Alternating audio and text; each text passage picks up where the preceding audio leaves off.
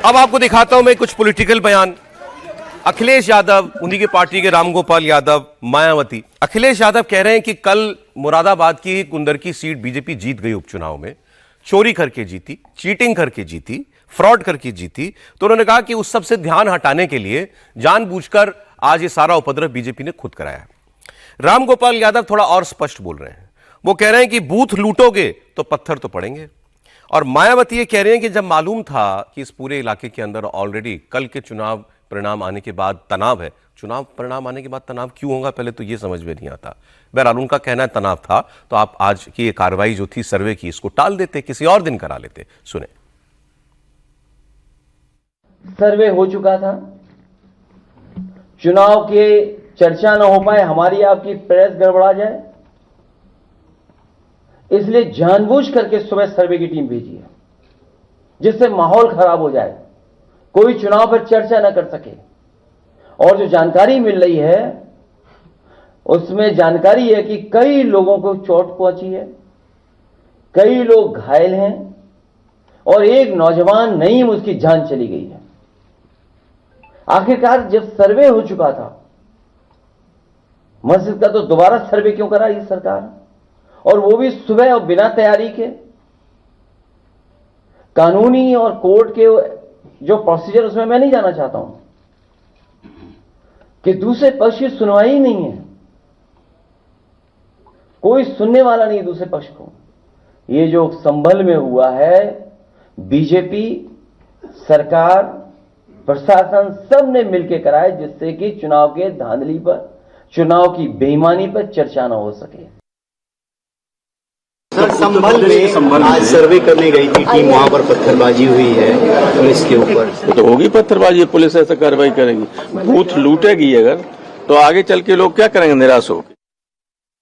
मैं यूपी सरकार को ये भी कहना चाहूंगी, कल यूपी में उपचुनाव को लेकर आए अप्रत्याशित नतीजों के बाद से खासकर संभल जिला सहित पूरे मुरादाबाद मंडल में काफ़ी तनाव की स्थिति व्याप्त थी कल से।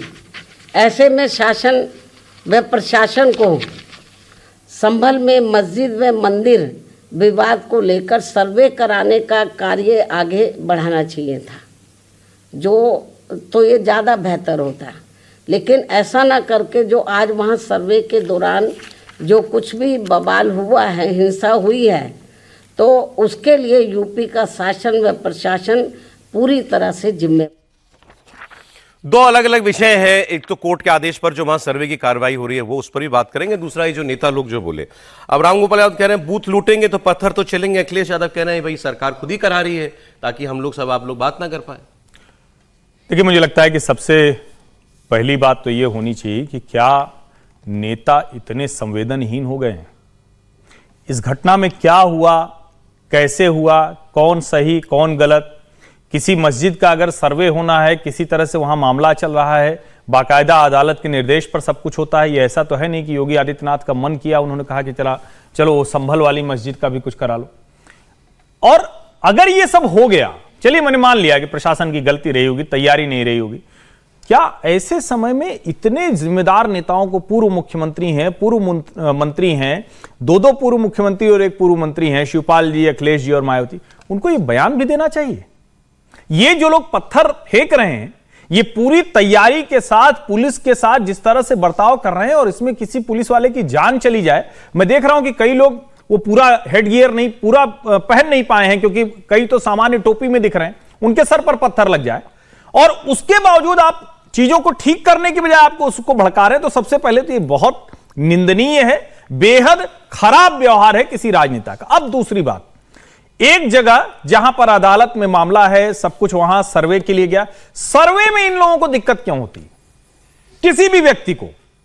भाई सर्वे का तो मतलब हुआ ना कि कुछ लोग आएंगे, उसकी ऐतिहासिक प्रामाणिकता जो भी उसके साथ जुड़ा होगा, आज के समय में जो जमीन के नीचे, जमीन के आसपास वैज्ञानिक होगा, उसको देखेंगे, कुछ कागज पत्थर देखेंगे। इसमें इतनी क्यों नाराजगी होनी चाहिए? 1529 की बनी हुई मस्जिद है, अब इसका कौन कागज दिखाएगा? पहली बात तो ये। दूसरा, धर्म का मामला है, भावनाओं से जुड़ी बात है। कि आप कह रहे हैं 1529, ये कहां लिखा हुआ है? इसी को तो ऐसा ही जांचेगा ना। 1529 में वो बनी हुई है, कोई भी 500, 400, 300 साल पहले की चीज हमको क्या पता कि वो बनी कि नहीं बनी। हम जैसे हम उदाहरण के तौर पे कहते हैं, ऐसे ही तो दावा वो दूसरे हिंदू पक्ष का भी है ना कि मंदिर उससे भी पहले था। तो हिंदू को भी कहां मान रहे हैं, कहां कहा कि हिंदू वाले आएंगे उनको बैठा दो यहां कर दो। हम तो ये कह रहे हैं कि अदालत ने कहा, और लोकतंत्र में यही व्यवस्था होती। अब हम लोग यहां होता क्या है कि जैसे कोई बहुत बड़ा चौराहा बन गया, तो जैसे हम लोग यहां गांव घर में कहा जाता है कि भैया ये एशिया में सबसे बड़ा चौराहा है। अब एशिया अब तो देखा ही नहीं।